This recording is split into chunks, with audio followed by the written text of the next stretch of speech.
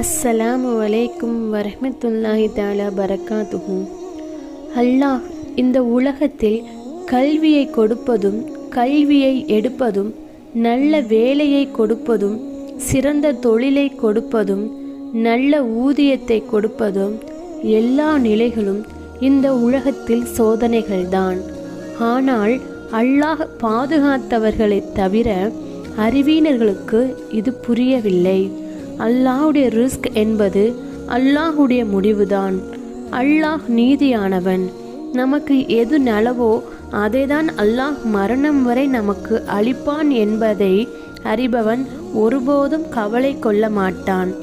ஆனால் எதுவுமே நடக்கவில்லை என்று கவலை கொள்பவன் அல்லாஹுவை மறந்தவன் ஆகிறான். அல்லாஹுவின் முடிவே நமக்கு சிறந்தது என்பதில் நம்பிக்கையுடன் இருங்கள்.